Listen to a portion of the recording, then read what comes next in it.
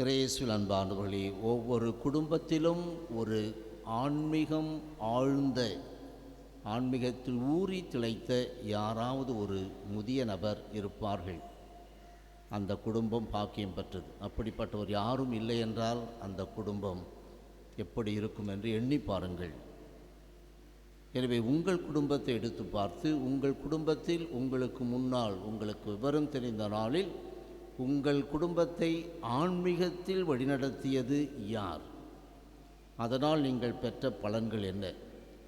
இப்போது அவர்களெல்லாம் இறந்து சென்ற பிறகு இப்பொழுது வாழ்ந்து கொண்டிருக்கின்ற நான், என் குடும்பத்தை சார்ந்தவர்கள், இவர்களில் யார் இன்று ஆன்மீகத்தில் இந்த குடும்பத்தையே வழிநடத்துவது என்று சிந்தித்து பார்க்க வேண்டும். நான் தொடக்கத்தில் சொன்னதைப் போன்று அப்படிப்பட்ட ஒரு நபர் ஒவ்வொரு குடும்பத்திலும் இருக்க வேண்டும். அவர்களால் தான் அந்த குடும்பத்தில் ஆன்மீகம் தழைக்கும். அவர்களால் நாட்டில் அமைதி ஏற்படும், சமயமும் வளரும். எனவே இந்த இடைவெளி விட்டுவிடாத வகையில் நாம் அதை பார்த்து கொள்ள வேண்டும். குறிப்பாக குடும்பத்தில் இருக்கின்ற ஆன்மீகத்தில் அனைவரையும் அரவணைத்து கொண்டு வந்த, அரவணைத்து அறிவுரை வழங்கி கொண்டு வந்த ஒரு நபர் இறந்துவிட்டார் என்றால் அடுத்தது உடனே யாராவது அதை எடுத்துக்கொள்ள வேண்டும். அந்த குடும்பத்தின் மீது கட்டுப்பாடு உள்ளவர்கள், நான் சொன்னால் மற்றவர்கள் கேட்பார்கள் என்ற நிலை யார் உணர்கின்றார்களோ அவர்கள் அந்த பொறுப்பை ஏற்றுக்கொள்ள வேண்டும். அப்படி இல்லை என்றால் அந்த குடும்பத்தின் கதி அதோ கதிதான். அந்த வகையில்தான் ஸ்நாபகரலப்பர் வந்தார். வந்து மீட்பருக்கான மக்களை தயாரித்தார். அவ்வாறு தயாரிக்கின்ற போது அவர் கடுமையாக நடந்து கொண்டார். தண்டம் வந்த யாவரையும் அவர் சுலபமாக நம்பி வருவது கிடையாது.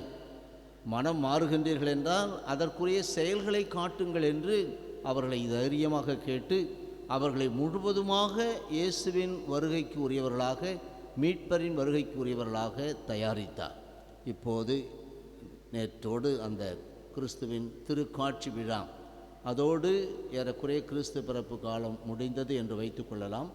இருந்தபோதிலும் அதை கொஞ்சம் நீட்டித்து இந்த திருக்காட்சியால் வரக்கூடிய பலனை பெற்றுக்கொள்ள வேண்டும் என்று திருக்காட்சிக்கு பின்வரும் வார நாட்கள் என்று சனிக்கிழமை வரை இதை அமைத்து வருகின்ற ஞாயிற்றுக்கிழமை ஆண்டவருடைய திருமுழுக்கு விழாவாக அமையும். எனவே ஒரு காலம் முடிந்து அடுத்த காலத்தில் அடியெடுத்து வைக்கின்ற போது இந்த குடும்பத்தில் ஏற்படுகின்ற அந்த நிகழ்வை சரியாக பொருத்தி பார்க்கக்கூடிய விதத்தில் இது இருக்கும். ஏனென்றால் யோவான் கைது செய்யப்பட்டதை இயேசு கேள்விப்பட்டு, எனவே இதுவரையில் அந்த யோவான் திறம்பட அனைத்தையும் செய்து கொண்டிருக்கின்றார். எனவே அவர் கைது செய்யப்படுகின்றார். அந்த கைதும் அவருடைய தலை வெட்டப்படுதலும் எப்படிப்பட்ட வரலாறு என்பது நமக்கு தெரியும். எனவே அவர் கைது செய்யப்பட்டதை இயேசு கேள்விப்பட்டு, என் குடும்பத்தில் ஆன்மீகத்தில் வழிநடத்திய நபர் இறந்துவிட்டார். இந்த குடும்பங்கள், அருள் சகோதரிகள் வாழுகின்ற குடும்பத்தையும் இங்கே வைத்து கொள்ளலாம். குருக்கள் இருக்கின்ற அந்த அமைப்பையும் இங்கே வைத்து கொள்ளலாம்.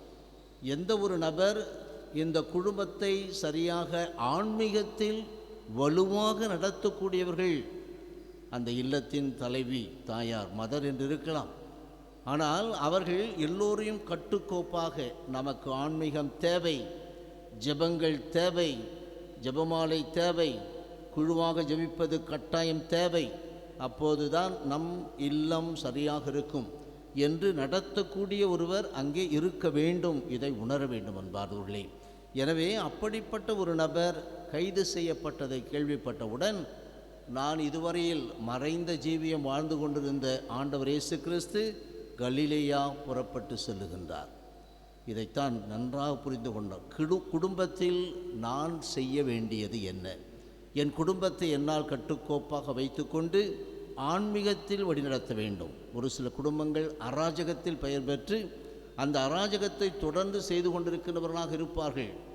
யாருக்கும் தலைவணங்கி விடாது, நீ நம்ம யார் தெரியுமா, நம்ம குடும்பம் எப்படிப்பட்டது தெரியுமா என்று தீய வழி நடத்துகின்றவர்களும் இருப்பார்கள். அந்த தீய வழிக்கு கடைசியில் முடிவு என்னவென்று தெரியும். ஆனால் ஆன்மீக வழியில் நாம் நடத்தப்படுகின்ற போது அந்த விண்மீன் வழிகாட்ட இயேசுவை கண்டதை போல் நமது வாழ்வுக்கு இயேசு வழிகாட்டுகின்றார். இன்றிலிருந்து ஆரம்பித்து விடுவார். எனவே அந்த வழிகாட்டுதலில் நாம் செல்லுகின்ற போது அந்த விண்ணகத்தை அடைவோம். அந்த மூவொரு கடவுள் இருக்கின்ற அந்த இடத்தை நாம் அடைவோம். எனவே அப்படிப்பட்ட விதத்தில் தான் அவர் புறப்பட்டு நாசரேத்தை விட்டு நன்றாக வரலாற்றை ஒற்றுமைப்படுத்தி சொல்லுகின்றார்கள். நாசரேத்தில் இருந்தார், மறைந்த ஜீவியம் வாழ்ந்தார். அதற்கு பிறகு அங்கிருந்து புறப்பட்டு கலிலேய பகுதிக்கு செல்லுகின்றார். அங்கே எந்தெந்த இடத்திலெல்லாம் செபுலோன், நப்தலி, இன்னும் பெருங்கடல் பகுதி, யோர்தானுக்கு அப்பால் உள்ள நிலப்பரப்பு, பிற இனத்தார் வாழும் கலிலேய பகுதி, இந்த இடங்களுக்கெல்லாம் சென்று அவர் போதிக்க ஆரம்பிக்கின்றார். போதனை கொடுப்பவர்கள் எப்படிப்பட்டவர்களாக வேண்டுமானாலும் இருக்கலாம், சிறந்தவர்களாக இருக்கலாம். அவருடைய மறைவுரை அவ்வளவு சக்தி வாய்ந்ததாக இருக்கிறது, கேட்கின்ற போது இதயத்தை பிளக்கிறது என்றெல்லாம் சொல்லலாம். ஆனால் அவ்வளவு சக்தி வாய்ந்த செய்தியும் பாறை மீது விழுந்த தண்ணீரை போல் தெரித்து விடலாம். எனவே அதற்கு முக்கியமானது மனம், ஏற்றுக்கொள்ள வேண்டிய மனநிலை. எனவே தான் இயேசு எடுத்தவுடனே என்ன சொல்லுகின்றார்? மனம் மாறுங்கள், கல் மனதாக இல்லாமல் இளகிய மனம் கொண்டதாக உங்கள் மனதை மாற்றிக்கொள்ளுங்கள். அந்த மனதை மாற்றுகின்ற போதுதான் நான் கொடுக்கின்ற செய்தி உங்களுக்கு ஏற்றதாக இருக்கும் என்று தெளிவாக சொல்லுகின்றார். இயேசுவில் அன்பானவர்களே, இந்த நாளில் நமக்கு இயேசு கொடுக்கின்ற இந்த படிப்பினை உணர்ந்து கொள்வோம். அவர் போதனை மட்டும் கொடுக்க வந்தவர் கிடையாது. உங்களுடைய உடல்பிணி நோய்கள் எதுவாக இருந்தாலும் அதையெல்லாம் கொண்டு வந்தபோது அவர்களையும் குணப்படுத்துகின்றார். இயேசுவின் பெருந்தன்மை போதனை மட்டுமல்ல, அந்த வழிபடுத்துகின்ற வாழ்க்கையும் அவர் கொடுக்கின்றார். இதை உணர்ந்தவர்களாக நாம் ஜெபிக்க முற்படுவோம்.